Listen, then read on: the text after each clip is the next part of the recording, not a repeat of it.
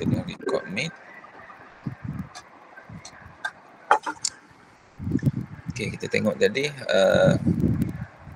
pengenalan, penyataan masalah, objektif soalan. Sebab teori ni dia berkaitan dengan metodologi. Jadi semua kaitan kaedah ke, teori ke, apa yang kamu guna semua termasuk di bawah metodologi kajian. Dapatan dan perbincangan, kesimpulan cadangan. Okey. Jadi semua ada 7 sahaja topik dia. 1, 2, 3, 4 metodologi, 5 dapatan, 6 kesimpulan cadangan dan aplikasi. 8 rujukan. Okey, kita tengok dulu. Pengenalan, sebab tajuk kamu berkaitan dengan representasi pola kesalahan bahasa dalam karangan murid tahun 6 berdasarkan pegangan tata bahasa dewan dan teori. Okey, jadi segi pengenalan ni kita cerita tentang, sebenarnya kalau pengenalan ni kamu cerita tentang tata bahasa lah. Macam sini kamu cerita tentang tata bahasa terdiri daripada 2 bidang. Okey, ni tentang tata bahasa. Aspek tata bahasa merupakan asas utama penggunaan. Okey, tanpa penguasaan tata bahasa murid sukar. Okey, ayat yang kurang gramatik dan tergantung menghasilkan makna yang tidak lengkap. Okey, semuanya berkaitan dengan tata bahasa. Tak ada masalah dah. Okey, cuma saya tengok sini Nik Safiah Karim kan. Satu Nik Safiah Karim, satu lagi sepatutnya dia kena ada juga Asma Haji Omar, orang-orang kuat tata bahasa. Sebab kalau yalah orang tata bahasa yang nampak sini Nik Safiah Karim ni, siapa ni Tang ni? Tapi tak tahu Tang ni siapa ni. Saya pun bidang tata bahasa, tapi bila kamu cakap Tang, saya terfikir siapa Tang. Dia kena ada orang bidang dia. Asma Haji Omar, Abdullah Hassan. Okey, seterusnya penyataan masalah, pengajaran aspek dari segi layout. Okey dah layout. Cuma sini pengajaran, saya baca dulu. Pengajaran aspek tata bahasa dalam kelas bahasa Melayu kurang diberikan penekanan guru semasa proses pengajaran dan pembelajaran. Okey, maksudnya penyataan masalah sini kamu cakap mula-mula tata bahasa kurang dilaksanakan, diberi penekanan. Yang ni pula cakap apa? Ugartini. Biasanya kalau saya akan sebut Siti dan sahabat-sahabatnya. Ada juga orang sebut Siti et al, tapi kita tak sebutlah et al sebenarnya. Siti dan rakan-rakan penyelidik, ataupun Siti dan rakan-rakannya lah biasanya. Siti dan rakan-rakannya tahun 2023 mengatakan bahawa tata bahasa kurang diberi penekanan. Kemudian Ugartini dan rakan-rakannya 2021 pula mengatakan kesalahan tata bahasa berlaku sebanyak 138, berlaku dalam bentuk struktur ayat.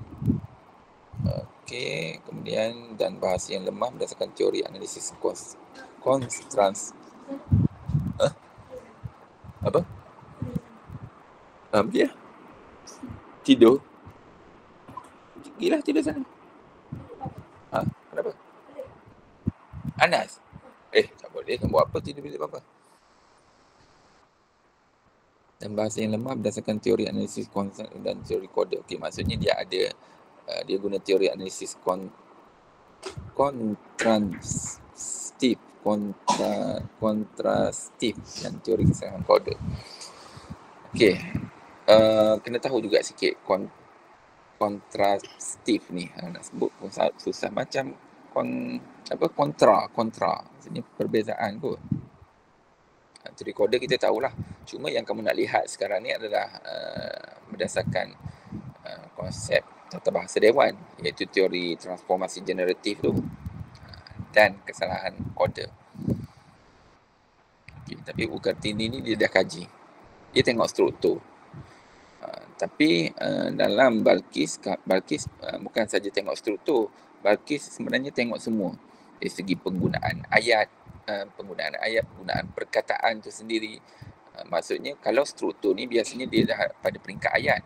Tapi yang Balqis kaji adalah di dua-dua peringkat, iaitu morfologi, peringkat kata tu sendiri, kesalahan kata sendiri nama semua kan.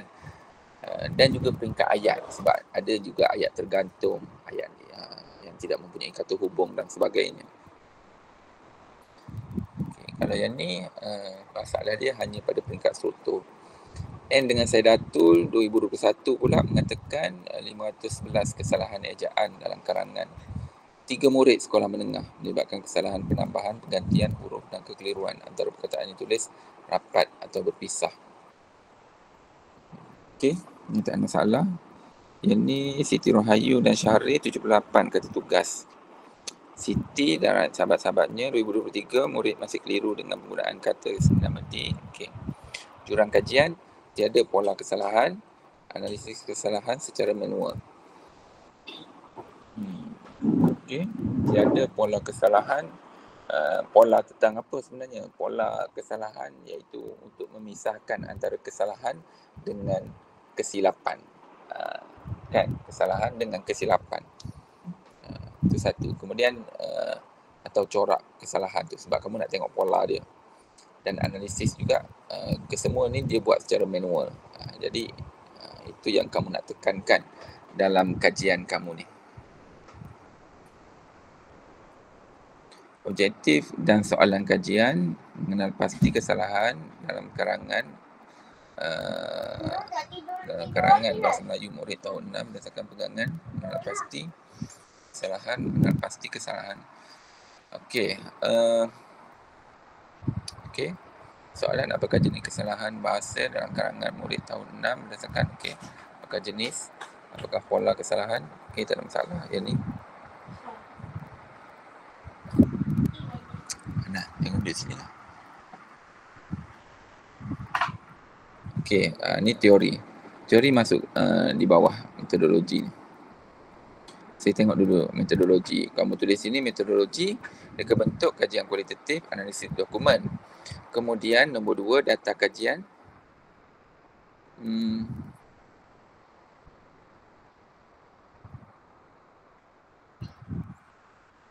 Data kajian ni, kamu ambil 27 utamakan perkataan ni. Bakis. 27 karangan ni duduk ke atas. Data kajian 27 karangan bahasa Melayu. Lepas 27 karangan bahasa Melayu, baru kamu tulis sini murid tahun 6. Tak silap saya ada 2 jenis karangan ni. Kan? 2 jenis karangan. Karangan kamu ni. Betul tak, Bakis? Ada dua tajuk kan? Ke satu je? Ada tajuk. Ada 2 kan? Nyatakan benda tu. Satu, pertama sebab ni data kajian kamu, analisis dokumen ni lah dokumen kamu. Ni SK kampung ni dia lebih kepada populasi. Sebenarnya kita masukkan yang ni bawah pun tak apa. Tapi kita nak tekankan data kita adalah 27 karangan bahasa Melayu. Iaitu murid mana? Karangan murid apa? Murid tahun 6. Kemudian sepatutnya macam ni, 27 karangan bahasa Melayu. Kita cerita tentang data je. 27 karangan bahasa Melayu, kemudian bertajuk apa? Ataupun dalam ada 2 tajuk. Nyatakanlah tajuk apa. Kemudian untuk murid tahun 6 di SK Kampung Bahagia. Okey. Untuk Atelestik I ni dia lebih kepada ni, kamu masuk. Dia bukan data kajian. Atelestik I ni dia masuk di sini. Saya tak tahulah ataupun ini yang kamu tunjukkan grafik ni untuk keseluruhan. Tapi sebab dia berada di bawah data kajian, dia nampak macam Atelestik I ni data kajian ke? Sepatutnya Atelestik I ni kamu tarik, letakkan di bawah penganalisisan data. Penganalisisan data, baru masukkan Atelestik I. Kesahan kamu guna dua benda sini. Pertama, kamu guna konsep, ada 2 lah teori sebenarnya. Teori transformasi generatif dan juga teori kesalahan kode.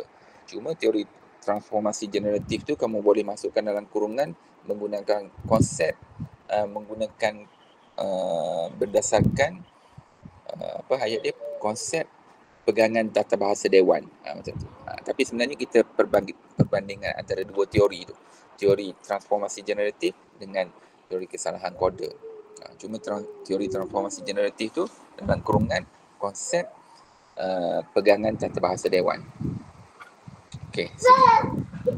Sebenarnya triangulasi ni kamu jangan buat macam ni. Kamu hanya tulis triangulasi saja. Dia bukannya tiga segi. Yang pertama kesahan, yang kedua analisis kandungan, yang ketiga analisis tematik. Bukan macam ni. Kalau kita buat tiga segi macam ni, dia jadi macam satu dokumen, satu lagi pemerhatian, satu lagi temu bual. Dia macam tu. Kalau biasa kalau kita buat bentuk triangulasi. Boleh je tunjuk je tiga segi macam ni, tapi bucu atas ni bukan merujuk kepada tata bahasa Dewan dan kesalahan kode. Sebenarnya triangulasi ni dia lebih pada satu kaedah kita guna. Jadi saya tengok tak sesuai lah kita setiap bucu ni kita masuk benda ni. Jadi pertama triangulasi kaedah ni, triangulasi teori kamu guna. Triangulasi teori, kesahan ni berlaku berdasarkan triangulasi teori. Pertama, kamu gunakan teori transformasi generatif dalam kurungan konsep tadilah, pegangan tata bahasa Dewan, dan kedua teori kesalahan kode, itu triangulasi teori. Yang kedua, triangulasi yang kamu buat adalah triangulasi kaedah lah, kaedah, iaitu kamu gunakan, kamu nyatakan terus analisis kandungan tematik, analisis kandungan tematik, yang mana dia gabungkan dua-dua, analisis tematik dan juga analisis kandungan kat situ, TCA tu, Thematic Content Analysis, TCA. Tapi boleh je kamu nyatakan macam ni, analisis tematik dan analisis kandungan. Cuma disebabkan kamu dah guna Atlas TI, dan Atlas TI ni memang dia guna TCA, Thematic Content Analysis, ataupun kamu cakap situ analisis kandungan tematik yang digabungkan bersama dalam perisian Atlas TI. Okey, itu kesahan kamulah. Ada dua, satu kaedah analisis, satu lagi teori. Teori apa yang kamu guna. Okey, itu berkaitan dengan kesahan. Kemudian okey, tapi waktu bentang nanti kamu nyatakan macam tu je, jangan terlalu lama. Tapi kita nyatakan dengan jelas, jangan sampai kamu nyatakan kesahan ni macam ni, lepas tu kamu macam terlupa ke apa. Jangan terlalu lama pada sesuatu bahagian ni. Nyatakan, kamu nyatakan okey, kesahan, kita melakukan kesahan ni melalui dua cara, iaitu kesahan teori dan juga kesahan melalui triangulasi teori, dan kesahan melalui triangulasi kaedah analisis. Iaitu teori kita guna dua, iaitu transformasi generatif menggunakan konsep pegangan tata bahasa Dewan dan juga teori kesalahan kode. Kemudian triangulasi kaedah pula kita gunakan analisis tematik dan juga analisis kandungan, yang mana bila kita guna Atlas TI, di dalam Atlas TI itu dia telah aplikasikan dua-dua kaedah ni, iaitu dipanggil analisis kandungan tematik. Okey, jelas macam tu je. Bila mungkinlah akan ditanya nanti, apa tu thematic content analysis. Kamu cakap thematic content analysis ni, pertama dia akan huraikan, dia akan membentuk tema, dan satu lagi dia akan membentuk frekuensi untuk setiap tema tersebut. Okey, seterusnya kebolehpercayaan. Kebolehpercayaan. Okey, kamu sini italik, ini italik kan. Pengesahan analisis persetujuan antara kod, iaitu menggunakan intercoder agreement. Nilai persetujuan mudah, simple. Ini semua italik kan. Yang diperoleh ialah 85%. Okey, untuk yang ni, proses pengesahan analisis persetujuan, saya tengok kebolehpercayaan ni kamu terus tulis persetujuan antara kod dalam kurungan intercoder agreement. Kemudian nilai persetujuan mudah terus tulis sini. Nilai persetujuan mudah simple percent agreement ni tulis terus nilai. Tak payah yang diperoleh ialah terus tulis 85%. Kemudian buat simbol lebih besar daripada 70% ataupun melebihi nilai minimum 70%, seperti dicadangkan oleh ni lah. Nyatakan ringkas je, yang diperoleh semua ni tak perlu. Nyatakan nilai dia dan nyatakan nilai minimum dan siapa yang cakap. Prosedur pengumpulan data, surat kebenaran menjalankan kajian, kebenaran guru besar mengutip dokumen kajian. Okey.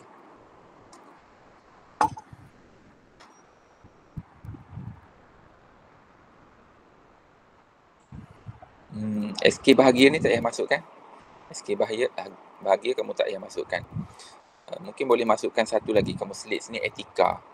Etika, nama sekolah, nama murid telah tidak dinyatakan sebagai etika, prosedur etika kamu. Analisisan data, proses penjanaan tema-tema kesalahan tata bahasa dilaksanakan menggunakan perisian yang tersedia. Okey. Cuma teori je lah. Teori kamu masukkan sini. Selepas kamu nyatakan benda ni, masukkan teori di bawah ni lah. Teori apa kamu guna. Ni, tata bahasa Dewan. Teori kajian. Okey. Sini kamu tulis dulu teori transformasi generatif dalam kurungan konsep pegangan tata bahasa Dewan. Kemudian teori kesalahan kode. Okey, yang ni okey, semua uraian ni tak ada masalah. 4 kategori kesalahan bahasa iaitu pengguguran unsur, penambahan unsur dan penjurusan unsur.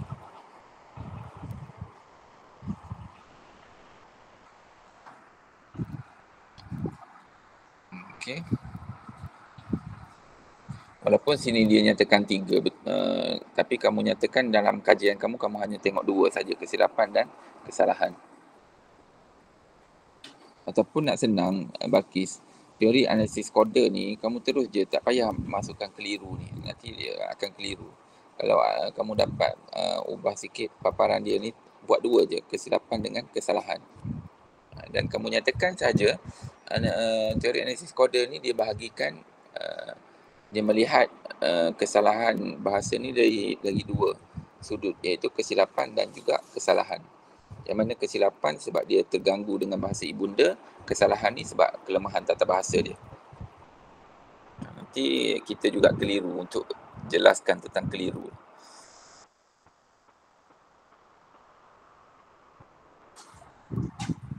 Okey, terus kepada dapatan dan perbincangan. Dapatan dan perbincangan, dapatan dan perbincangan, dapatan dan perbincangan.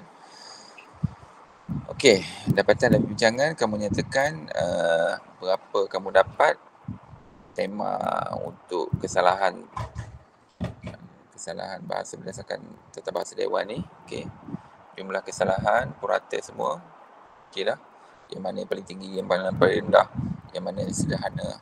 Nyatakan. Kemudian objektif satu lagi, penggunaan awalan ni contoh lah kan. Contoh kalau kesalahan D tu kat mana, kesalahan ni kata ganti nama diri, murid tidak menggunakan penjodoh bilangan dan sebagainya.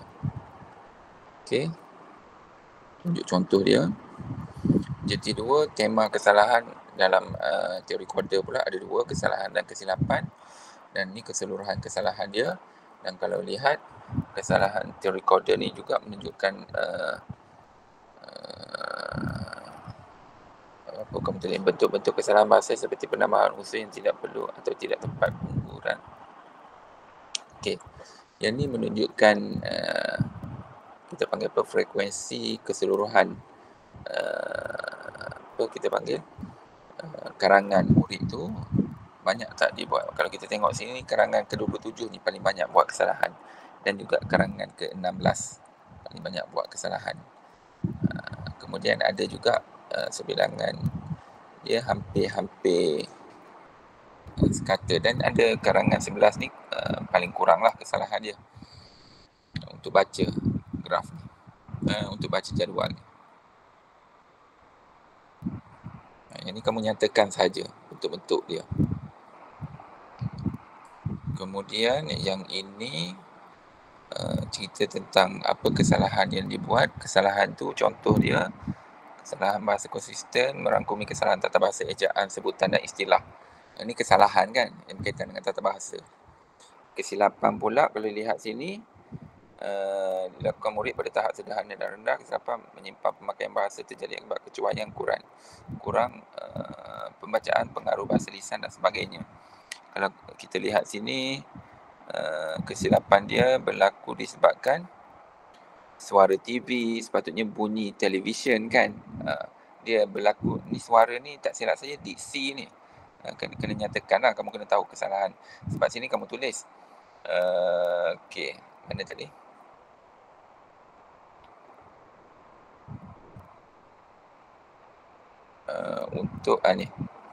Untuk kesalahan ni kesalahan tertinggi, ni kesalahan tata bahasa lah kan. Kesalahan tata bahasa,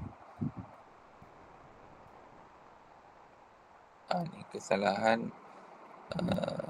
kesalahan ke bukan lagi?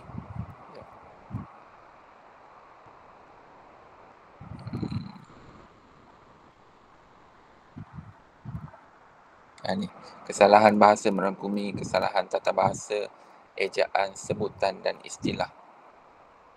Ni kesalahan. Kalau kesilapan bahasa pula dapat dilihat melalui bilangan kesalahan. Cuba tengok balik dalam tesis kamu. Kesilapan ni biasa berlaku pada pada diksi ke, kata hubung ke apa. Boleh nyatakan sini. Yang ni betul dah ni, kesilapan bahasa ialah penyimpangan pemakaian bahasa terjadi akibat kecuaian dan sebagainya ni. Cuma nyatakan kesalahan dia disebabkan apa sih? Sebab sini ada dia cakap ejaan, sebutan dan istilah. Sini apa? Kalau ada sumber maklumat tu. Kemudian kita dah ada sini kesalahan lebih dominan berbanding kesilapan. Ini keseluruhan lah kan. Kesilapan tak banyak sangat, maksudnya kesalahan yang banyak. Menunjukkan sini tata bahasa ni lebih murid-murid ni lebih lemah tata bahasa, tetapi diganggu lagi dengan kekeliruan mereka dalam penggunaan. Dia sebenarnya sebab murid ni, saya rasa murid Melayu semua ni kan, dia bukan berkaitan dengan bahasa ibunda, tapi berkaitan dengan bahasa lisan yang diguna, menyebabkan dia ada masalah untuk menulis menggunakan bahasa yang formal. Okey, kesalahan berlaku secara sistematik kerana murid belum menguasai tata bahasa. Okey, kesalahan melibatkan imbuhan. Kesilapan berlaku pada ni kamu nyatakan. Okey, baguslah kamu nyatakan benda ni. Aspek diksi dan penggabungan ayat. Maksudnya ada perbezaan sini. Yang ni yang dapatan kita ni. Membuktikan bahawa masalah utama murid bukan sekadar kecuaian, tetapi berpunca daripada kelemahan dalam penguasaan sistem tata bahasa. Okey, jadi inilah dapatan kamu. Kamu jumpa pola dia macam ni. Dan ini juga pola dia. Ini pola jugalah sebenarnya, frekuensi ni. Kita representkan pola dia. Ini keseluruhan pola dia. Ini kesalahan. Ini adalah apa aspek-aspek tata bahasa yang salah kat tepi. Okey. Kesimpulan, analisis data. Okey, betul. Cadangan dah betul. Implikasi dah betul. Rujukan tak ada nama saya. Macam mana Balkis ni? Okey. Selesai yang Balkis punya. Cuma ada nama Encik. mana? Tak ada pun. Mana? Tak ada pun. Nama Solehah. Ketiga terakhir. 1, 2, 3. Okey, yang ni. Okey, adalah nama saya ni. Okey, cuma Balkis. Ni okey lah sebab dia kata sendiri nama. Kalau saya tengok sini kan. Saya akan tanya kamu. Jadi atelistik I kamu rujuk yang mana? Mana atelistik I sini? Sini tak ada rujukan atelistik I. Sini tak ada, sini semua kesalahan. Error analisis, asas tata bahasa, sorotan. Ni tata bahasa dewan, analisis kefahaman. Ni JOMAS, analisis kesilapan, analisis. Jadi yang prosedur analisis yang atelistik I kamu guna tu, kamu rujuk siapa? Yang tu saya maksudkan. Okey. Boleh masukkan satu untuk atelistik I je. Okey, cuma yang ni lepas saya terangkan ni, saya komen. ada mungkin esok ke bila-bila, tak sempat dah, memang esok. Sebenarnya saya nak tengok juga cara kamu sampaikan slide kamu ni. Macam mana kamu sampaikan. Okey.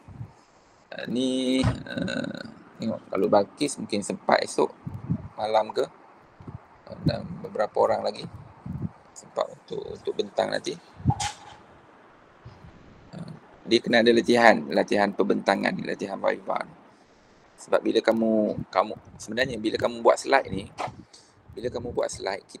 bila kita buat slide, kita akan nampak lebih jelas sebenarnya apa yang masih lagi longgar. Sebab kita nak cakap ni, kita nak cerita semua tentang tesis kita. Lepas tu buat slide ni lah kita nampak. Dan satu lagi, kita akan nampak lagi bila kita bentang. Kita rasa kita dah tulis okey, tapi bila kita bentang, kita rasa macam perlu cakap benda ni lah. Ada sambungan. Sebab tu dia kena ada latihan perbentangan. Okay, tak apa, malam ni saya komen dulu. Esok kita boleh buat satu lagi temu kita panggil apa, latihan untuk kamu bentang. Okey, selesai Balkis. Ada pertanyaan Balkis?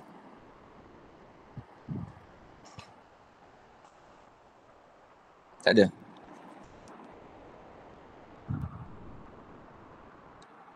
Okey okey semua. Okey, kita terus kepada slide.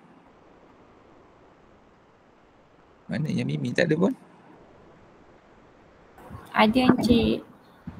Kamu send kat mana? Kamu WhatsApp? Encik nak saya send ke saya nak share je kat Encik? Saya share dekat Google Meet. Boleh share kat Google Meet.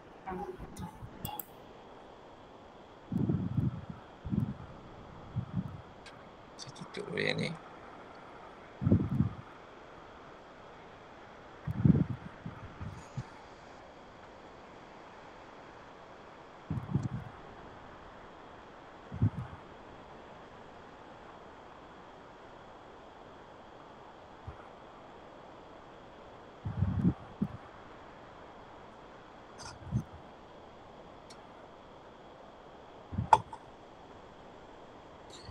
Okey.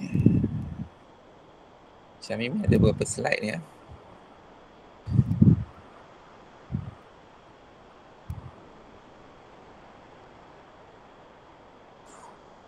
Okey, kalau saya suka paparan yang dipanggil apa, yang terang macam ni. Macam yang Balkis tadi, dia warna lembut macam ni kan. Tapi ni dia bergantung pada pilihan warna masing-masing. Jadi dia nampak macam ada kita panggil apa, ada kekuatan dalaman.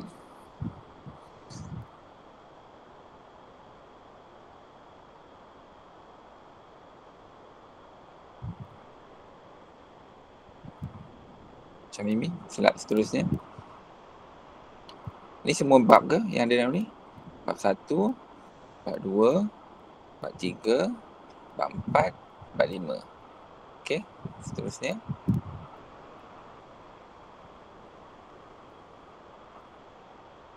Kejap, bab sebalik tadi. Mula-mula tadi. Macam Mimi. Pendahuluan. Kajian literatur.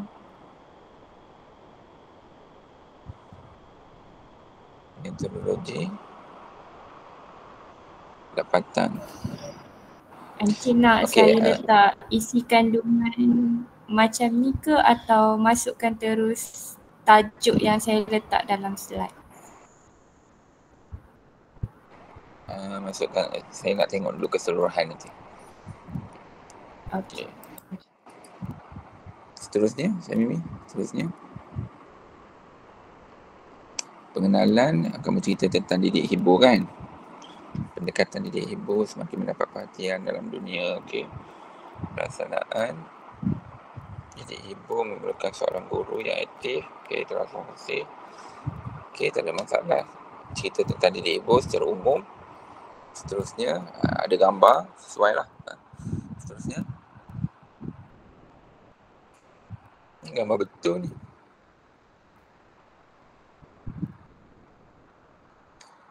Okey, pada paparan ini saya nak terangkan tadi. Waktu dalam kandungan kita tulis literatur, jadi kita kena selaras. Literatur ataupun penyataan masalah. Jadi saya tengok sini lebih sesuai masukkan penyataan masalah. Tadi kat depan tadi literatur kan. Bila ditanya di mana literatur, kamu boleh bagi tahu sebenarnya literatur kita dah ringkaskan di dalam penyataan masalah. Tapi kalau kamu tulis sini literatur, orang akan tanya mana penyataan masalah. Kamu menyatakan penyataan masalah kita ringkaskan dalam literatur. Cuma saya tengok sini lebih sesuai kamu terus fokus kepada penyataan masalah. Kandungan kat depan tadi, Syamimi. Slide seterusnya apa ni?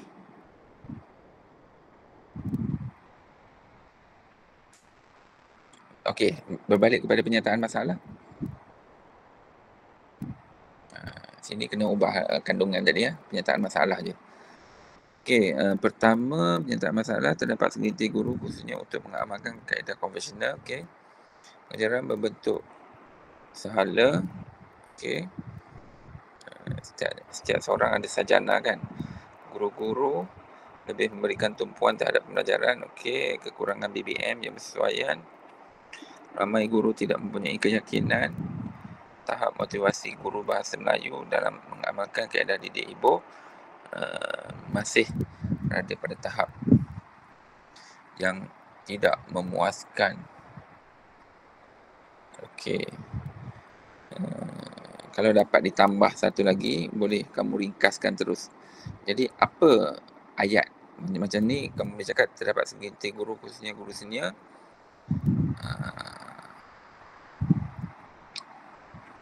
kaedah konvensional masih dilaksanakan. Okay, ayat dia lebih ringkas macam tu. Kalau yang ni pengajaran berbentuk sahala iaitu penggunaan papan tulis dan buku sahaja cenderung mengakibatkan murid lebih bosan kerana mereka bersifat pasif. Yang ni pun konvensional juga. 1, 2, guru lebih memberikan tumpuan terhadap pembelajaran berdasarkan peperiksaan. Okey, 1, 2 ni konvensional. Bila konvensional, murid akan pasif. Bosan dan pasif. Kemudian, tumpuan pada peperiksaan. Ini Fakri ni tumpuan pada peperiksaan. Nur Akilah, kekangan BBM. Masih pada tahap yang tidak memuaskan. Ramai guru tidak mempunyai keyakinan kaedah didik ibu semasa dalam kelas kerana kurangnya tahap pengetahuan. Okey, yang ini fokus pada pengetahuan. Pengetahuan, kekurangan BBM masuk juga tentang pengetahuan kesesuaian BBM dan pengetahuan secara kaedah didik ibu ni sendiri. Ada 2 pengetahuan sini. Nur Akilah dengan Siva Sanggari ni. Okey. Dan impak dia bila tak ada pengetahuan ni, ramai yang terus biasakan diri dengan amalan konvensional dan juga berorientasikan peperiksaan. Sebenarnya kita fokuskan sini, mungkinlah kamu boleh fokuskan sini adalah pada pengetahuan. Tapi yang jelas yang nyatakan pengetahuan Siva Sanggari dan Nur Akilah. Tapi sebenarnya yang ini pun sebenarnya pengetahuan ni. Mereka tidak didedahkan dengan pengetahuan yang lebih jelas tentang didik ibu ni menyebabkan mereka lebih berorientasikan peperiksaan semata-mata dan mereka masih lagi menggunakan kaedah konvensional. Ni kesan dia bila kita buat kaedah konvensional ni, dia akan jadi bosan lah dan pasif. Okey, seterusnya. Maksud saya ni Syamimi, penyataan masalah tadi. Penyataan masalah tadi. Mungkin kamu boleh selitkan satu lagi poin sini. Satu, kaedah konvensional, pesan dia bosan kan. Satu lagi, orientasikan peperiksaan. Satu lagi, BBM kurang dan kita panggil apa? Kaedah. Tidak aplikasikan kaedah ataupun kurang yakin untuk aplikasikan kaedah. Semua tu di bawah pengetahuan sebenarnya. Pengetahuan kurang menyebabkan guru melakukan konvensional. Ada satu, kita panggil apa? Sebab tajuk kamu ni pengetahuan kan? Pengetahuan ke? Pada tajuk kamu tahap kefahaman. Tahap kefahaman. Okey. Kita fokuskan kefahaman situ. Yang pertama kamu cakap kefahaman depan dia. Kefahaman tentang didik hibur. Kefahaman tentang didik hibur ni buatlah satu poin kefahaman didik hibur menyebabkan berlakunya konvensional yang normiati ni. Guru masih lagi mengamalkan konvensional. Kemudian Muhammad Airil dan Nur Zuhidah ni merujuk kepada kesan konvensional tu, murid bosan dan pasif tu. Kemudian ada juga yang tidak faham tentang didik hibur ni, jadi dia lebih kepada berorientasikan peperiksaan semata-mata. Kemudian bila tidak faham tentang didik hibur juga, jadi mereka kuranglah BBM untuk BBM yang sesuai. Dan seterusnya kurang bermotivasi. Okey, ni untuk tambah-tambah sikit berkaitan dengan, sebab bila kamu tulis ni saya tahu kamu dah ada idea masing-masing untuk bentang. Idea saya ni untuk tambah beberapa tambahan. Okey, seterusnya Mimi.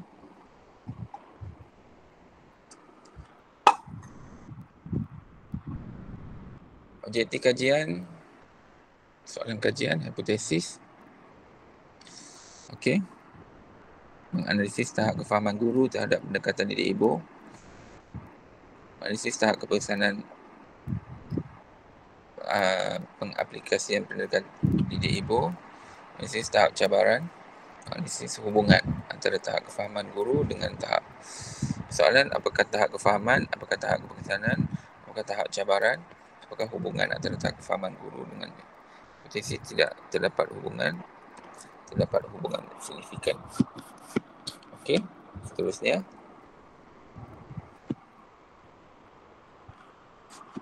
Jadi kajian, persoalan kajian dan hipotesis ada masalah. Cuma yang ni pada bahagian ni mungkin orang akan tanya apakah cabaran tu, apa kaitan cabaran tu nanti. Kan? Pernah bincang itu. Ni rangka konseptual kamu. Hubungan tahap kefahaman guru dengan tahap keberkesanan pendekatan didik hibur dalam pengajaran.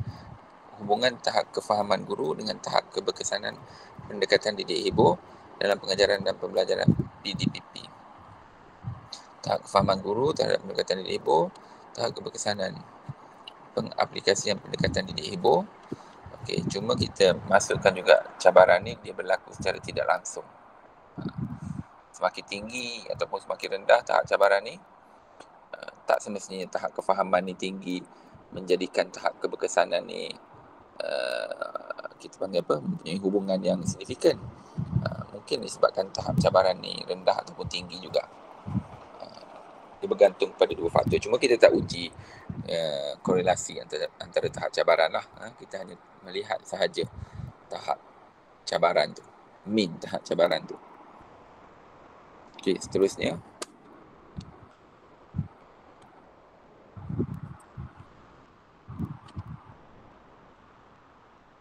Teori pembelajaran konstruktivisme. Apa tu teori ni? Secara ringkas. Teori ni dia menekankan dari aspek kognitif murid dengan sosial murid. Maksudnya kognitif murid ni melalui pembelajaran murid dalam pendekatan didik hibur, dia dapat merasai pengalaman secara langsung lah melalui pendekatan didik hibur.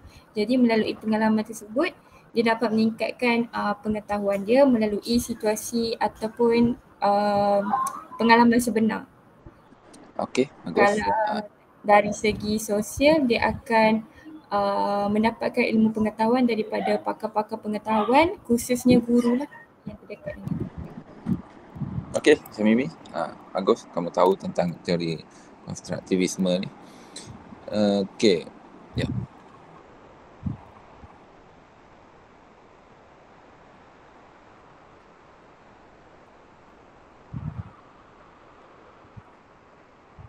Okey, seterusnya. Dapatan kajian lalu. Ni kamu dah masuk kepada literatur pula, Syamimi. Kenapa masukkan lagi yang ni? Tadi kan isi kandungan saya letakkan ikut bab. Kalau bab 1 pendahuluan, penyataan masalah under pendahuluan. Kalau dapatan kajian lalu dia di bawah bab 2, tinjauan literatur. Okey, untuk yang ni kamu kena gabungkan sekali dengan yang tadi. Kalau ada apa-apa maklumat, masukkan sekali dalam tu. Dalam penyataan masalah. Kita ada macam ni. Satu, pengenalan. Yang kedua tu, dapatan kajian lalu ni dia lebih kepada literatur lah sebenarnya. Literatur. Literatur. Jadi, kamu terus je masuk dalam, kita tak payah guna literatur, kita masuk kepada penyataan masalah. Benda ni kita tak bincang. Dapatan kajian lalu ni kita tak bincang. Jadi maksud Encik macam sekalikan ke macam mana? Saya tak faham. Cuba tengok. Nama Siva Sanggari tadi ada. Nama siapa saya tengok tadi? Siva Sanggari dah ada sini. Aisyah dan Wan ni ada ke? Kita sekalikan saja. Dua ni kita sekalikan. Bukan sekalikan juga. Kita tak cerita dapatan kajian lalu. Dapatan kajian lalu kita tak cerita, kita terus kepada penyataan masalah. Kalau kita cerita pun, kita ambil secara umum je. Daripada 1, 2, 3, 4, 5, 6 ni, kita ringkaskan jadi satu teks sahaja. Macam mana nak buat? Ataupun tak cerita terus benda ni. Ke saya abaikan je dapatan kajian lalu? Abaikan dia ni. Okay. Literatur ni abaikan. Kita terus fokus pada penyataan masalah. Sebab saya buat 2 slides untuk dapatan kajian lalu. Sebab ada 10 sarjana. Jadi kiranya saya kena abaikan je lah, buang je lah. Abaikan, buang je. Yang ni, dapatan kajian lalu ni, kamu tengok yang mana sesuai tu kamu boleh masukkan dalam penyataan masalah. Kita sekalikan dalam penyataan masalah. Sekejap, saya tengok dulu. Pelaksanaan pendekatan didik ibu dalam PDP Bahasa Melayu masih rendah kerana guru menghadapi kekangan masa, kekurangan kemahiran, kurang penekanan terhadap ini boleh masuk. Muhammad Fadil ni boleh masuk dalam penyataan masalah juga. Sikap guru memainkan peranan penting dalam pengaruhi masih sederhana.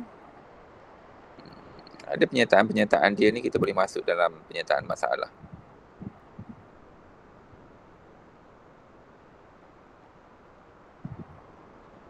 Cuma kita ambil poin je. Muhammad Fadil dia cakap kekangan masa. Kekangan masa, kemahiran dan integrasi elemen. Kemudian Siva Sanggari dia cakap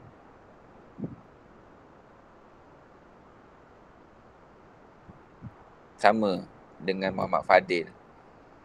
Aisyah, pelaksanaan pendekatan didik ibu dalam kemahiran membaca secara atas talian menghadapi cabaran dari aspek sikap masa persekitaran khususkan peranti. Aisyah dia lebih kepada moden sikit lah. Kekangan peranti dan capaian internet. Elemen nyanyian, bercerita dan lakonan merupakan komponen didik ibu yang paling berkesan dan kerap digunakan dalam bahasa Melayu. Okey, kepentingan. Paulina dan Zuraini ni menyatakan tentang kepentingan elemen didik ibu. Penggunaan kaedah didik ibu dan pengajaran membaca berjaya mewujudkan suasana PDP yang menghiburkan. Sama dengan Nur Laila, kepentingan didik ibu. Siva Sanggari, pada tahap sederhana akibat kekangan. Siva Sanggari sama 2023 ni sama ni. 2 dan at all dengan Siva Sanggari saja ni sama penyataan dia. Okey. Yang ni sebenarnya boleh masukkan dalam penyataan masalah tadi. Penyataan masalah dia makin ramai sarjana makin bagus.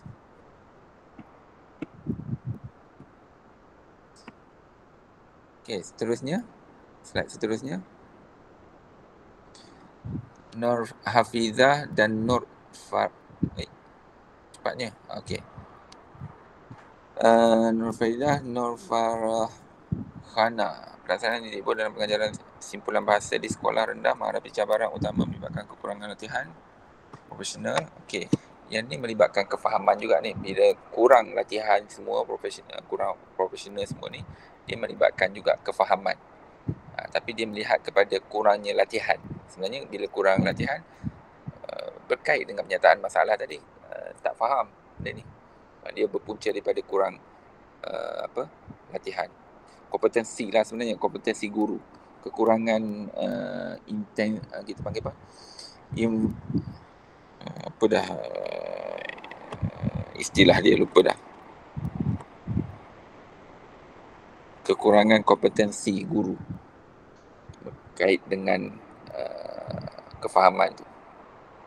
Norlela Ahmad, tahap kesediaan murid memainkan peranan penting berkesan pelaksanaan khususnya untuk murid luar bandar, baca akibat faktor sikap, motivasi dan okey, ni faktor luar. Norlela ni dia berkait, dia cerita tentang faktor luar yang di luar daripada kawalan kita, motivasi dan semua ni, sikap murid. Tapi motivasi ni dia ada dua ni. Motivasi yang luar kita tak dapat kawal, tapi motivasi yang kita dapat kawal adalah melalui pembelajaran yang bermotivasi lah.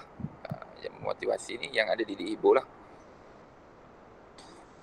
Muhammad Airi dan Nur Zuhidayah, tahap pengetahuan guru bahasa Melayu terhadap pendekatan didik ibu masih berada pada tahap sederhana kerana dipengaruhi oleh faktor kemudahan sekolah, demografi guru serta option pengajaran mereka. Okey, ini juga berkaitan dengan sebenarnya tahap kefahaman ni kita boleh ubah terus. Walaupun dalam Muhammad Airi dan Nur Zuhidayah ni cakap tahap kefahaman, kamu boleh ubah tahap kefahaman sini. Walaupun dia tulis tahap pengetahuan, tapi kita selaraskan dengan tajuk kita, tahap kefahaman kat sini. Dia menyokong kepada penyataan masalah tadi. Permainan interaktif objek tersembunyi. Macam mana? Ada nak komen tadi? Tak ada. Permainan interaktif objek tersembunyi berjaya menarik minat murid dan meningkatkan penguasaan penjodoh bilangan. Okey, yang ni pun boleh masukkan dalam penyataan masalah Melvina dan Norazah. Biasanya saya akan cakap macam ni. Macam untuk sokong kan penyataan masalah. Saya akan cakap berdasarkan dapatan Siva Siva Sanggari dan sebagainya, guru-guru masih lagi menjalankan pengajaran secara konvensional menyebabkan murid itu bosan, pasif. Itu dapatan Siva Sanggari. Kemudian kalau kita lihat juga apabila kurangnya kefahaman daripada kajian-kajian lepas, kita lihat guru-guru mempunyai kekangan dari sudut BBM. Dan juga satu lagi tadi dia mereka akan hilang fokus kepada pendidikan sebenarnya. Mereka lebih berfokus kepada berorientasikan peperiksaan. Dalam masa yang sama kita cakap, dalam Melvina dan Norazah ni, sebenarnya dia dah kaji sebelum ni yang mengatakan bahawa pengajaran menggunakan elemen didik ibu ni dia akan memberi satu keseronokan dalam pengajaran. Sebab Melvina dan Norazah ni dalam kajian dia dah kaji, iaitu melalui permainan interaktif objek tersembunyi ni. Maksudnya kita bagi tahu kelemahan-kelemahan yang menunjukkan kenapa apa yang berlaku apabila kaedah didik ibu ni tak dilaksanakan. Dalam masa sama juga ada juga pengkaji yang telah membuktikan bahawa pengajaran yang mempunyai aktiviti menarik ni iaitu akan menarik akan menyelesaikan masalah ni sebenarnya. Tapi yang penting tahap kefahaman guru tu perlu dititik beratkan sebenarnya.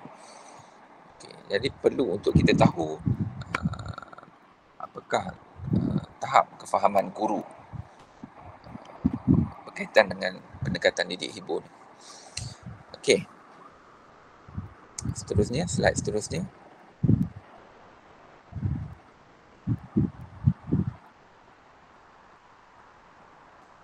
Metodologi kajian. Kebentuk kaedah kuantitatif, kajian tinjauan, korelasi, Kajian tinjauan merujuk kepada pengkaji yang menjalankan proses peninjauan terhadap keseluruhan. Okey. Sampelan rawat strata, populasi guru pelatih unit X, mengajar bahasa Melayu, kampus Ipoh, sampel kajian, pemilihan sampel. Okey. Persampelan rawat strata dilaksanakan bertujuan untuk meningkatkan ketepatan. Okey. Nanti mungkin akan ditanya ni, apa tu berstrata? Kamu kena terangkan ni, Mimi. Persampelan rawat strata ni apa benda? Apa strata ni, Syamimi? Dia mengkategorikan saya, kalau macam pemilihan unit X, saya akan menjadikan setiap unit itu sebagai satu kategori ataupun satu strata. Jadi setiap strata itu saya akan pilih sekurang-kurangnya 12 hingga 13 orang secara rawak untuk memastikan berlakunya keadilan dalam pemilihan sampel. Okey. Kamu rujuk kepada Nurul Hidayah dan Amirah ni kan, berkaitan dengan persampelan rawat strata. Okey. Instrumen kajian, borang soal selidik menggunakan skala Likert 5. Okey, ada sokongan skala Likert 5. Okey, selesai.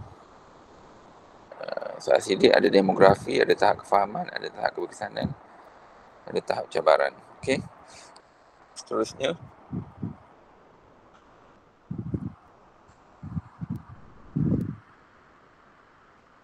kesahan muka dan kandungan, menyemak aspek teknikal instrumen, menyemak kesesuaian item untuk mengukur objektif, disemak oleh pensyarah Jabatan Pengajian Melayu, pengesahan pakar. Yang ni tak payah tulis ni, nama ni. Nama kesahan muka dan kandungan ni kamu terus saja ditulis, disemak oleh pakar dalam kalangan pensyarah Jabatan Pengajian Melayu. Yang tu je, tak payah tulis nama. Syamimi tak payah tulis nama sini. Boleh selitkan dalam, kita masukkan sedikit etika penyelidikan. Etika penyelidikan yang mana kamu nyatakan sini nama-nama yang terlibat dalam penyelidikan ini tidak dipaparkan. Ataupun kamu mulakan ayat dengan etika penyelidikan dipraktikkan dalam kajian ini, iaitu nama-nama individu yang terlibat, sama ada pada aspek pengesahan ataupun sampel, tidak akan dinyatakan dalam kajian ini. Saya nak tunjuk rujukan pun, dia sebenarnya ada site rujukan, cuba kita lihat sikit nanti. Site siapa-siapa, tarik je etika penyelidikan, dia akan nyatakan nama-nama tu memang tak boleh dinyatakan sebenarnya. Okey. Kesahan dan kebolehpercayaan. Elemen kesahan dan kebolehpercayaan amat penting. Okey. Kebolehpercayaan kamu, reksa ketepatan dan kejiduan item menggunakan okey, nilai terendah. Okey, selesai. Macam ni lah. Sebenarnya slide dia kena banyak bentuk macam ni. Dia ada grafik macam ni. This is why. Okey, seterusnya Syamimi.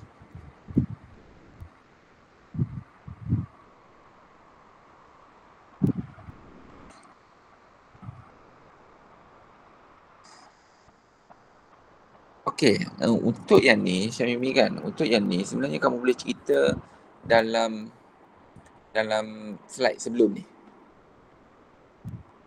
Pasal alpha Chromebus tu. Inilah alpha Chromebus ni, kajian rintis ni. Semua maklumat ni kamu hanya cerita ataupun kamu tak perlu paparkan ni benda ni. Slide ni kamu tak perlu. Mungkin dia boleh jadi slide untuk kamu pegang saja, bukan dalam slide paparan kamu. Slide dalam paparan kamu hanyalah slide yang tadi, yang bentuk adanya kesahan dan adanya kebolehpercayaan. Kamu dah nyatakan kamu guna nilai alpha Chromebus tadi, dan kamu dah nyatakan kamu petik siapa tadi, minimum berapa untuk diterima, dan kamu buat kajian rintis. Mungkin kena masukkan istilah kajian rintis tadi untuk dapatkan kebolehpercayaan. Tapi penerangan untuk slide ni tak perlu dah ni. Prosedur pengumpulan data, Google Form semua ni tak perlu. Yang ni benda yang sama kita ulang balik. Yang ni tak perlu. Okay, Syamimi?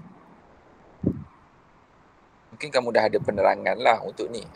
Penerangan untuk slide ni kamu terus terangkan dalam slide sebelumnya tadi. Oh, faham. Kiranya saya terangkan secara lisan sahajalah. Terangkan secara lisan. Jadikan dia sebagai idea untuk kamu terangkan slide sebelumnya tadi. Okey, faham je. Okay, seterusnya.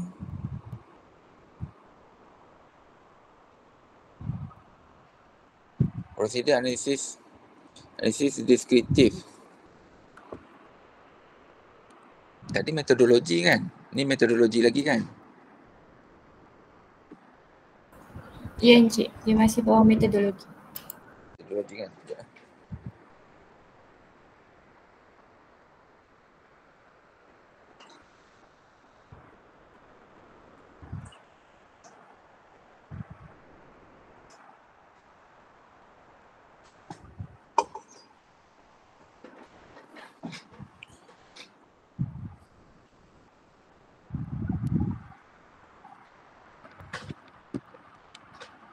Prosedur analisis data, analisis deskriptif biasanya bertujuan memberikan satu gambaran ringkas laporan data, nilai skor min dan sesi piawai. Okey.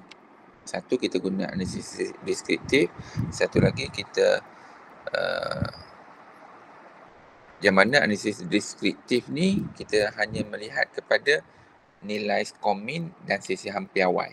Okey. Kemudian kita rujuk kepada dia akan ada satu skala interpretasi skor min yang kita ambil daripada Muhammad Asril 2016. Analisis inferensi pula kita nyatakan apa analisis inferensi. Kita gunakan ujian korelasi Spimero. Okey, sini korelasi Spimero digunakan tidak melepasi tahap kenormalan. Data tidak normal. Pembalik ubah yang mengikut korelasi menunjukkan hasil taburan tidak normal. Ini interpretasi. Okey, kita gunakan kita panggil interpretasi perkali korelasi ni. Kita rujuk siapa? Kita rujuk kepada Schauber. Apa ni susah nak sebut ni. Susah sangat nama-nama orang Mak Saleh. Nama apa ni? Mimi? Susah lah Encik nak sebut. Kamu nak sebut apa nanti? Saya sebut short. Sebutlah. Okey. Kalau saya akan bentang susah nak sebut. Tapi kamu tak bolehlah bentang macam tu. Tengok slide selepas dia.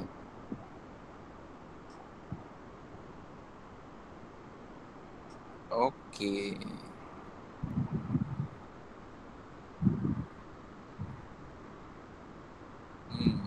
Prosedur analisis data, ujian normaliti.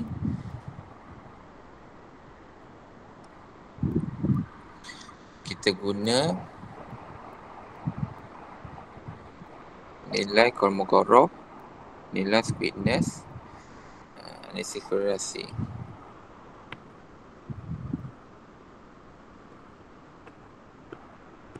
Squidness.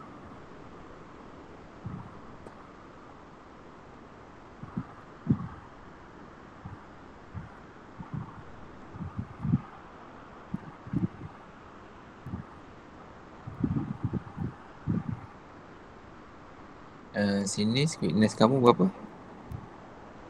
0 point.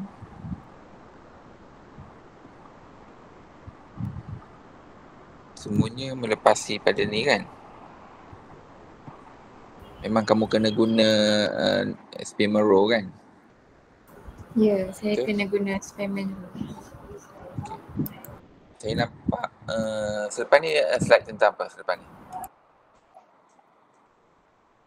Selepas ni slide tentang apa? Mimi. Ujian normaliti lagi. Okey, bagus. Kamu terangkan lagi. Lagi Mimi. Okey, kejap. Berbalik tadi, yang tadi. Balik semula berkaitan dengan metodologi ni. Okey, lagi. Okey. Mula-mula kita nyatakan prosedur analisis data ni, yang mana kita guna dua ujian, iaitu kita guna analisis deskriptif, iaitu kita melihat nilai min, dan satu lagi kita melihat kepada ujian korelasi ni. Okey, cuma sini bila kita nak lihat ujian korelasi ni, sebenarnya kita berpandukan mengapa kita guna Spearman Rule ni, kita berpandukan, kita perlu pilih dulu kan. Sebenarnya saya suka kalau ada satu jadual, bukan jadual, dia macam ada satu grafik untuk menunjukkan macam mana nak buat analisis inferensi ni. Maksudnya analisis inferensi ni bermula kita kena buat ujian normal dulu. Okey, dia macam yang bawah sekali analisis inferensi.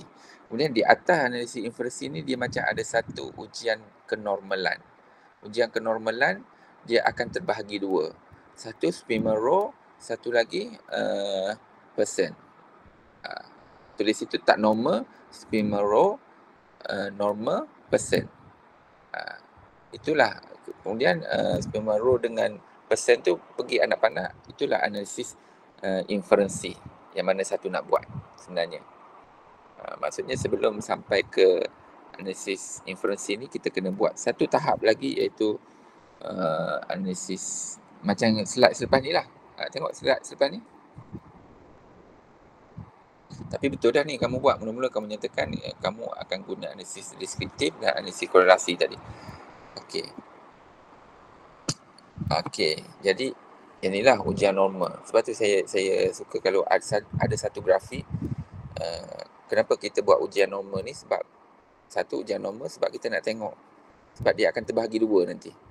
Tak normal, Spearman Rule, normal, percent. Dua-dua tu merupakan ujian korelasi. Ada sikit grafik macam tu pun okey dah, macam ini. Kemudian yang ni boleh kekalkan. Cuma masukkan di tepi dia ni, gambar sedikit. Nak panah. Ini dah cantik dah. Okey, ini dah okey dah. Seterusnya. Okey, ini dah okey. Tak apa, sebab saya tengok kita fokuskan kepada metodologi ni. Sebab saya tengok kepada kajian tinjauan ni, metodologi kalau kita fokus betul-betul, baguslah, menunjukkan kamu faham prosedur untuk laksanakan kajian. Seterusnya. Dapatan kan? Okey, dapatan tak ada masalah. Ni menyatakan saja. Seterusnya. Analisis tahap kefahaman pendekatan min. Okey, min tinggi, min rendah. Yang ni kemahiran kamu sampaikan lah. Okey, bagus. Seterusnya.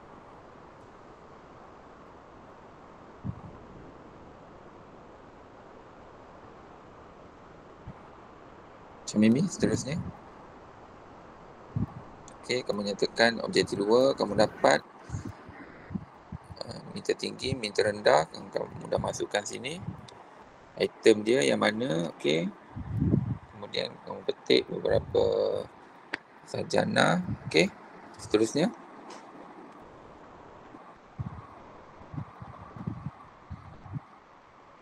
Analisis tahap cabaran, okey. Seterusnya. Analisis hubungan antara tahap kefahaman, okey. Bagus paparan macam ni. Okey, tahap kefahaman. Analisis diterima, terdapat hubungan yang signifikan. Okey. Seterusnya.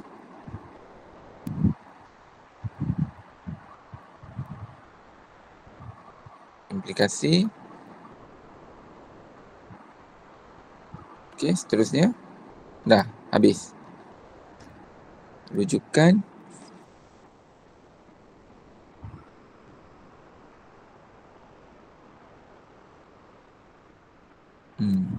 Okey, bagus. Okey. Bagus. Kalau tolak yang slide tadi berapa, Syamimi?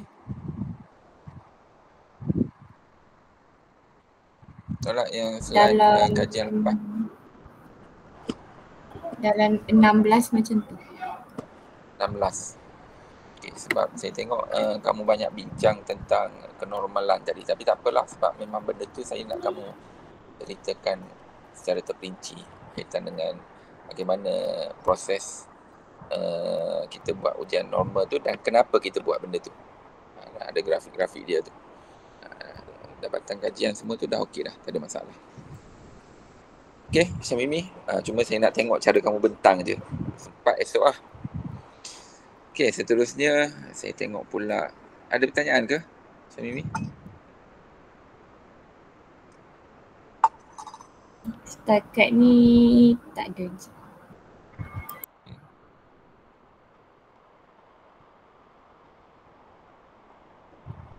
Terus pula kepada yang Avani punya.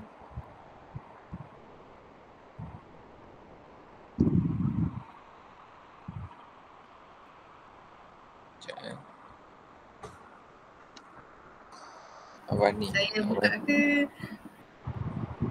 Sama kan, saya buka lah. Avani ni dah lama dihantar ni. Awal lagi Avani hantar. Sebab kita saya lah, bukan kita. Kamu pun nak saya terlibat dengan itu. Tak sempat nak semak secara penuh. Ini sempat kita semak. Mana nak buka yang Avani ni?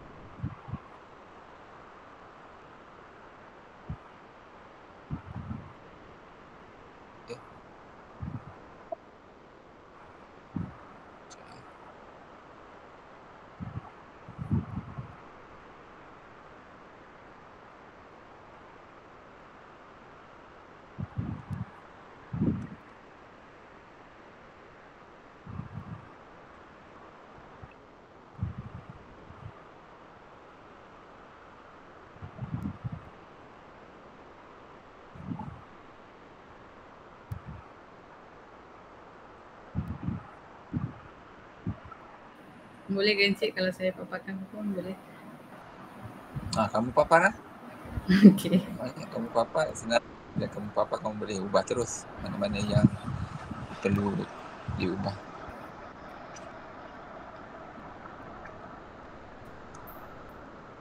Okey.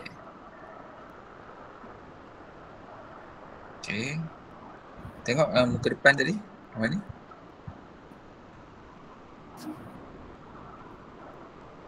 Okey, seterusnya. Profile, okey. Pengenalan, kejap saya tengok. Isi kandungan tu? Isi kandungan tadi.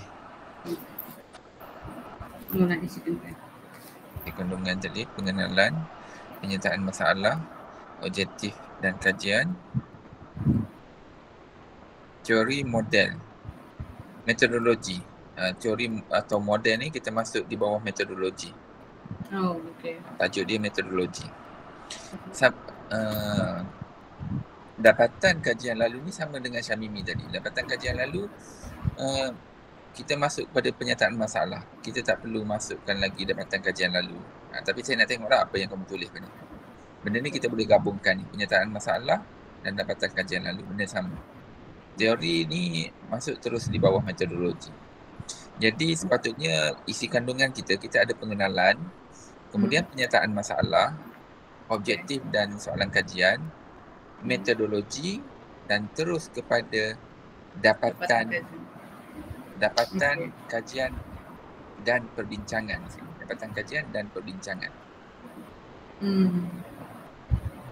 Kemudian terus kepada kesimpulan, penutup terus. Kesimpulan tu masuklah cadangan, tindakan, susulan dan sebagainya ni.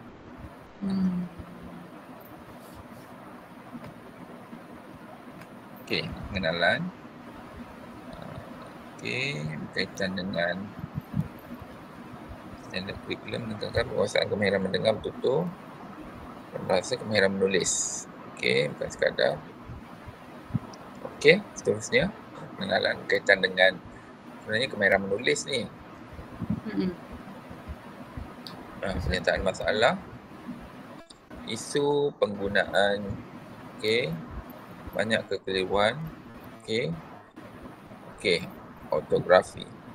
Okey, cuma pernyataan masalah ni perlu digabungkan bersama dengan, sebab saya tengok pernyataan masalah ada satu, sarjana ni dia kena banyak sebenarnya dalam pernyataan masalah.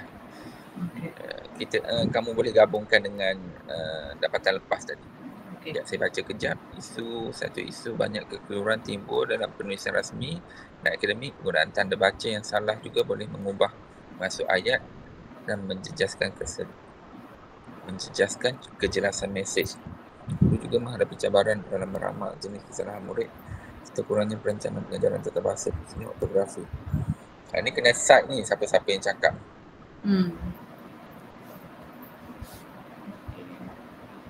Okey, seterusnya.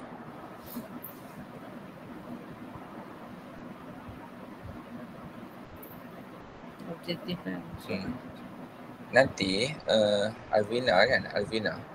Apa ni? Saya tukar Alvina. Dengan Tok Encik, siapa saya faham. Apa ni? Bukan ngantuk. Saya pukul 2, pukul 3 baru saya tidur ni. Yang ni saya suka kalau kamu buat dalam bentuk table. Buat dalam bentuk jadual. Satu objektif, satu lagi dia macam ada table lah. Bukan table juga, dia macam ada grafik. Okey. Satu bulat sini. Okey. Kalau macam ni dia jadi macam karangan. Kita nak elakkan benda tu. Okey. Baik. Terusnya. Sorry. Yang ni dalam metodologi. Teori analisis kesalahan bahasa IT coder ni semua dalam metodologi. Dalam metodologi nanti. Okey, baik.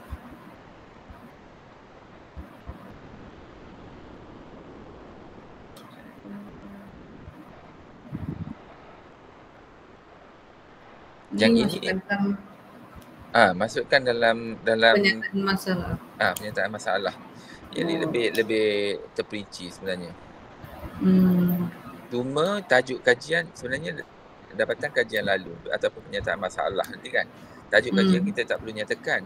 Kita hanya tulis penulis sahaja, tapi tak perlu nyatakan penulis sebenarnya. Bila kita letak nama tu kita dah tahu itu penulis. Kita letak nama dia dan kita hanya nyatakan dapatan dia sahaja. Nama, dapatan, tajuk tak payah. Nama, dapatan dan nama dapatan sahaja. Baik. Macam sini kalau saya tengok yang akhir ni terdapat 66 kesalahan imbuhan memberi kesan terhadap ketepatan makna. Ini pun boleh masuk dalam pernyataan masalah. Okey. Ini masuk dalam pernyataan masalah. Masukkan dalam pernyataan masalah. Tajuk kajian tak perlu. Okey. Okey. Metodologi kajian, yang ni yang kamu kena ceritakan dulu. Sebelum teori-teori tadi, kamu cerita benda ni. Pendekatan kualitatif. Okey, kajian kes. Nanti buat table, bukan buat table, buat grafik ni. Okey. Nombor 1, grafik dia macam ni, pendekatan kualitatif. Kemudian menggunakan persampelan bertujuan, murid bukan penutur natif, DSJK nombor 5. Okey.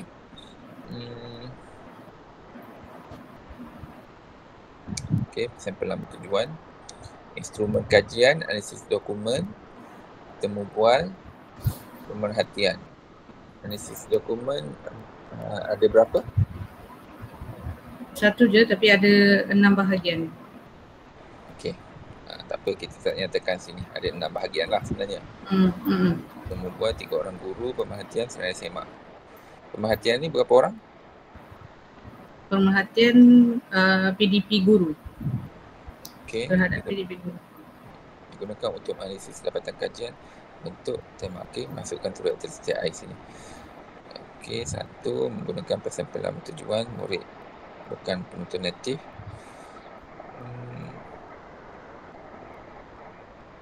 Perlu tambah lagi kan, Cik? Saya tengok berkaitan dengan menggunakan persampalan bertujuan ni, kamu hanya nyatakan murid bukan penonton natif. Ni ada guru juga, 3 orang guru ni siapa? Maksudnya? Kan ni menggunakan persampalan bertujuan nombor 2 ni. Okey. Menggunakan persampalan bertujuan. Pertama, bertujuan kita murid. Kita ambil murid. Tapi kenapa? Sebagai responden. Temu bual tu? Oh, faham. Murid kamu tak temu bual kan? Tak. Okey, murid tak temu bual. Maksudnya kamu murid analisis dokumen tu berdasarkan hasil murid tu. So murid yang jadi responden utama. Maksudnya sini kita tak guna persampalan ni, kita guna data terus. Analisis dokumen tu data dia. Betul. Jadi nombor 2 tu kamu gugurkan, tak perlu ditunggu. Okey. Nombor 2 tak perlu, kamu terus kepada instrumen kajian. Kita panggil instrumen kajian tu.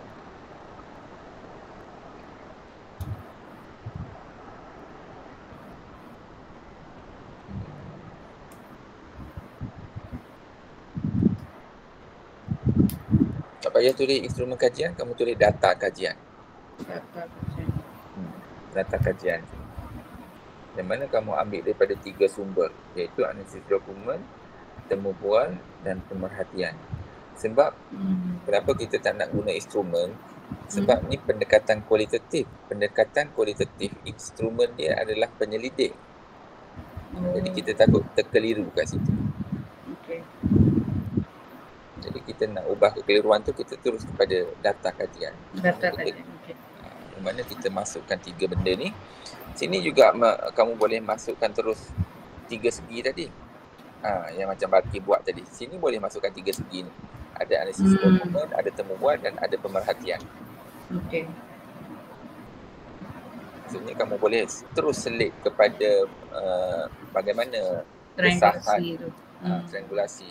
Bagaimana kesahan kajian ini dibuat adalah melalui triangulasi sumber data.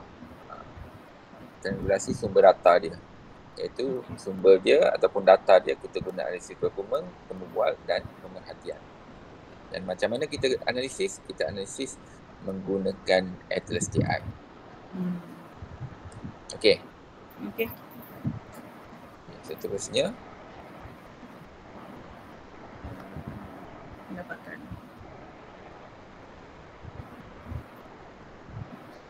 Okey, selepas pada metodologi tadi baru kamu masuk teori ya. Okey. Baik. Selepas slide metodologi tadi, slide teori tu dia berada di bawah metodologi. Okey, dapatan objektif 1 kamu terus masukkan paparan macam ni. Aspek jelas. Jenis kesalahan ortografi, penambahan huruf. Okey. Huruf vokal, konsonan dan gabungan konsonan yang sering disebabkan oleh kekurangan ayat di ayat. Ada tak paparan dia ni? Gambar dia. Kamu masukkan tak? Ada. Kalau masuk link. Maksudnya contoh seperti ayat di eja hayat. Contohnya perkataan seperti ayat di eja hayat. Longkang di eja longkan. Tak masuk dekat sini. Kalau ada sepatutnya kena masuk sini. Okey. Walaupun sini kita nyatakan kesalahan-kesalahan dia ni, tapi bila kita nak terangkan benda ni, gambar tentang murid menulis salah ni kena ada. Baik. Okey, seterusnya. Objektif 1 ni apa? Objektif 1 ni? mengenal pasti jenis kesalahan ortografi yang dilakukan oleh murid. Okey. Penggunaan huruf besar, ejaan ditulis secara rapat, aspek dan sebagainya. Dapatkan objektif 2. Objektif 2 ni apa dah? Mengenal pasti faktor-faktor berlakunya kesalahan ortografi. Okey. Tak nampak, kecil sangat ni. Saya dah tak nampak. Guru C, guru B, guru apa ni? Guru A. Ha. Okey. Tepi ni semua kesalahan dia kan? Faktor-faktor. Oh, faktor-faktor. Mm-hmm. Okey, sikap, bahasa ibunda, pergaulan. Okey, semua kita dah dapat dah ni melalui STI ni. Okey, seterusnya. Ini strategi pengajaran yang diaplikasikan oleh guru untuk mengatasi ke masalah. Okey, ni kita jumpalah kan. Okey, seterusnya. Kejap, yang ni kamu nak terangkan macam mana gambar Senki tu? Gambar apa ni? Senki ni, macam mana kamu nak terangkan tadi? Strategi gambar raja tu kan? Ha. Persamaan antara guru. Okey.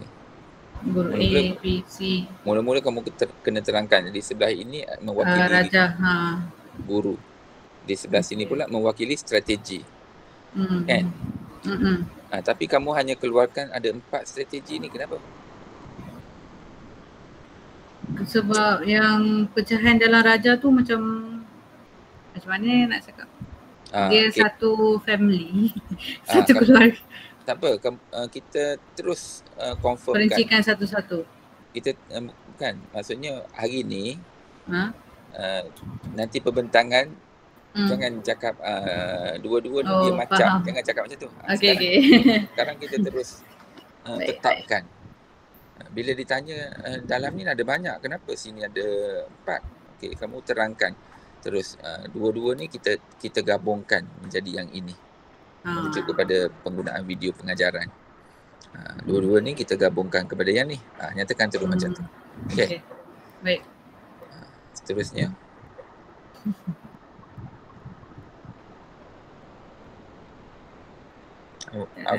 Avani kan? Betul. Avani ni rajin jogging. Cadangan susulan kajian. Apa ni?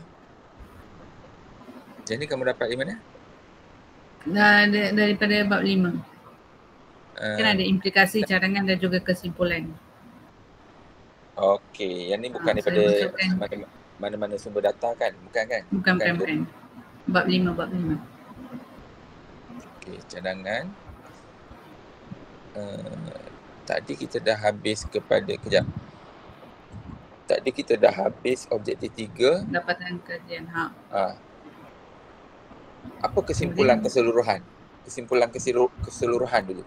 Kesimpulan ada dekat belakang. So maksudnya saya boleh masukkan poin ni. Macam mana? Saya akan terangkan kepentingan ataupun implikasi kajian saya kepada guru, murid dan juga institut pengajian Malaysia. Okey. Kamu kena ada satu kesimpulan keseluruhan kepada dapatan kamu ni. Yang ini implikasi dah. Ini implikasi. Kalau tadi cadangan. Kesimpulan kepada objektif 1, 2, 3 tu kena ada. Kenapa kita cari benda tu? Cuba rujuk balik tesis nanti. Ada tak ayat? Maksudnya itu adalah kesimpulan. Selepas kesimpulan ada kesimpulan ni satu perenggan je. Satu perenggan ada dalam 3 baris ayat. Kesimpulan di bawah kesimpulan tu ada cadangan. Macam slide sebelum ni. Kan? Di bawah cadangan tu ada pula implikasi. Macam inilah kamu buat implikasi kepada murid, implikasi kepada guru, implikasi kepada IPJM. Okey. Boleh. Encik. Terusnya.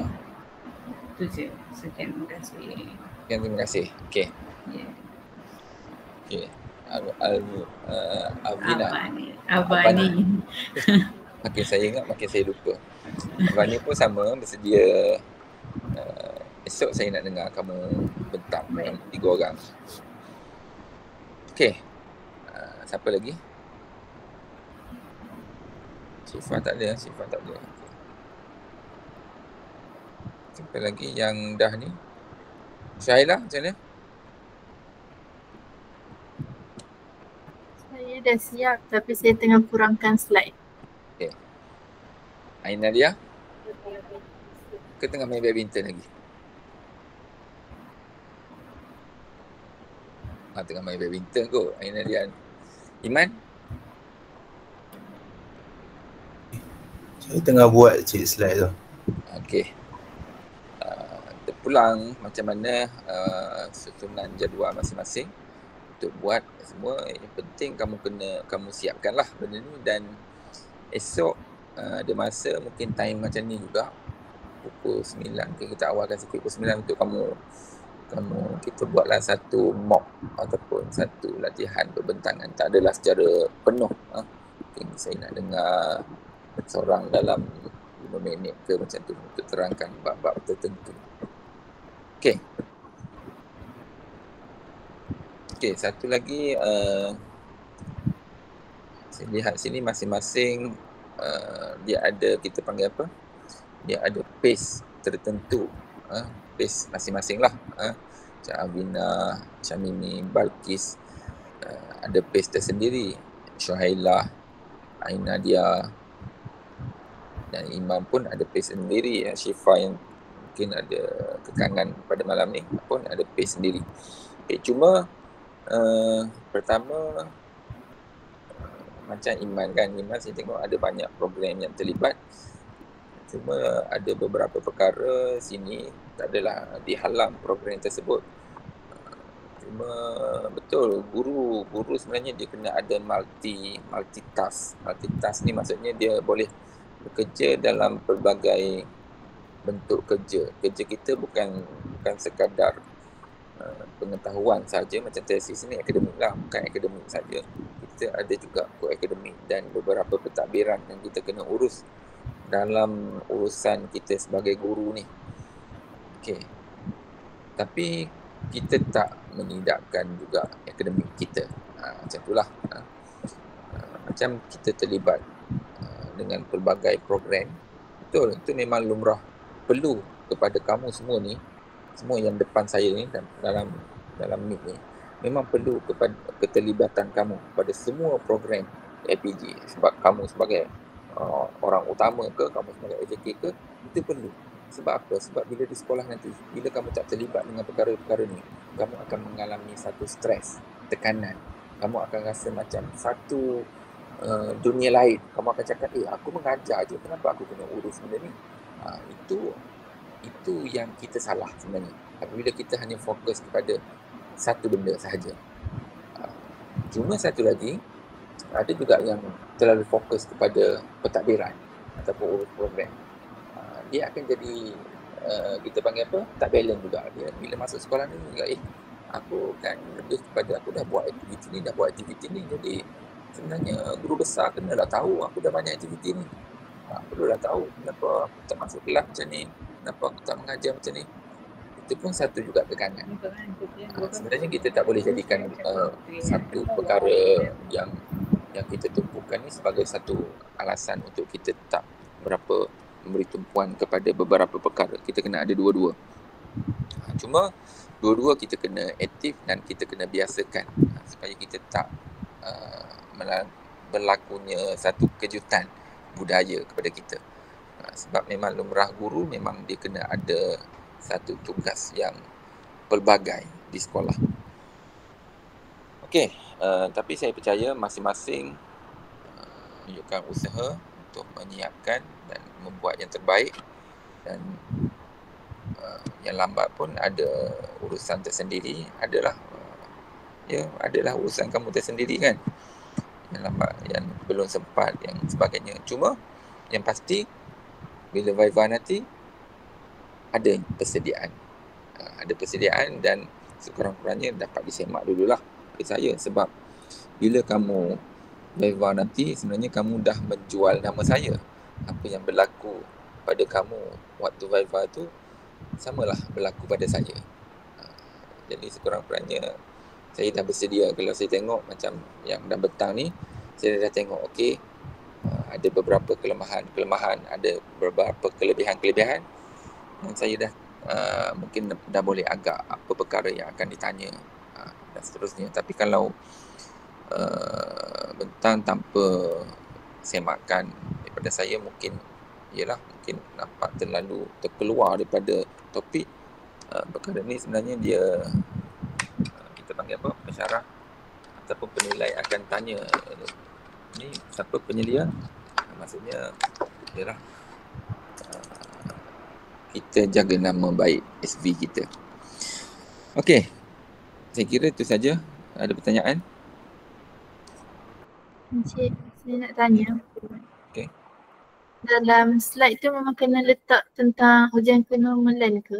Sebab saya tak letak. Okey, dia berkaitan dengan metodologi itu. Metodologi ni sangat penting. Sesuai letak dan kena letak. Nadia letak. Sebab metodologi sangat penting. Dalam mana-mana kajian, perkara yang akan menjadi tarikan, dia salah satu kita panggil apa, bonus lah. Salah satu kita panggil apa, bonus ataupun salah satu rahsia dalam Viva ni adalah pada bab metodologi tu. Bila kamu dapat terangkan dengan terperinci bagaimana proses dia. Tapi kalau kamu skip kenormalan tu, kamu seolah-olah simpan kekuatan kamu, tak ditonjolkan. Jadi nak tonjol bila? Masukkan benda tu. Okey, Nadia. Siapa tanya tadi? Okey, ada lagi pertanyaan? Avani nanti siapa? Macam mana Syamimi? Siapa Avani? Puan Fazilah dengan Dr. Sumati. Okay. Syamimi dengan siapa? Dr. Kantasami dan Puan Nisha. Tadi kamu nak tanya apa tadi? Oh, saya nak tanya esok kan Encik nak buat macam Pro-Viva kan? Encik nak buat pagi ke petang ke malam? Okey. Kamu Viva hari Isnin kan? Pukul berapa? Ada yang hari Isnin, ada yang hari Selasa. Kalau saya hari Selasa. Selasa. Hari Isnin siapa? Saya. Fani. Balkis. Okey. Iman. Hari Isnin banyak juga. Okey. Untuk hari Isnin saya kira petang pun boleh ataupun tengah hari. Tengah hari tu hari Selasa yang esok tengah hari lah kita buat meet dalam pukul 2.30 macam tu kan, untuk kita lihat-lihat. Jadi malam tu kamu dapatlah fikir-fikir, mengelama kejap apa yang perlu. Sebab pagi esok saya ingat saya nak pergi hiking kejap kat Bukit Bangkong, lama dah tak hiking kat sana. Siapa-siapa yang berkelapangan bolehlah nak join. Pagi pukul 7 dah sampai kat puncak. Okey. Apa lagi saya tanya tadi? 2.30 esok. Nurul Bakis dengan siapa? Tak dengar Bakis. Dr. Hafiz dengan Puan Suraya. Dr. Hafiz dengan Puan Suraya, okey. Iman Khalis. Dr. Nazri dengan Dr. Hashimah. Okey. Syaila. Puan Mansara Haina dengan Dr. Shiraz. Puan Sarah dengan Shiraz. Okey. Aina dia. Tuan Haji Khairul Anwar dengan Dr. Saidah. Okey. Perlu ada ujian kenormalan. Okey, saya patah balik. Saya masukkan. Lagi saya patah balik. Aina dia ada pertanyaan? Tiada. Syahila? Ya, ada. Saya lah macam sakit je ni. Iman Khalis. Encik. Okay. Yang normality test tu memang nak kena masukkan dalam slide graph tu juga ah. Boleh tunjuk. Kalau ada gambar, masukkan. Kalau ada gambar. Ada gambar kamu itu kan? Ada. Saya pun tak boh lagi. Saya bola dulu normality tu. Okay. Masukkan benda tu. Mungkin cek. Iman Khalis, ada pertanyaan? Setakat ni tak ada Cik. Okay. Balkis.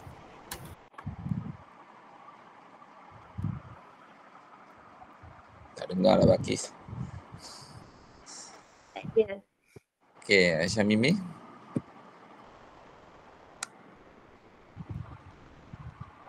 Dah tak ada kot Aisyah Mimi. Okay, Abang ni. Apa ya Encik? Macam mana Aisyah Mimi tak ada kan? Okay, Abang ni.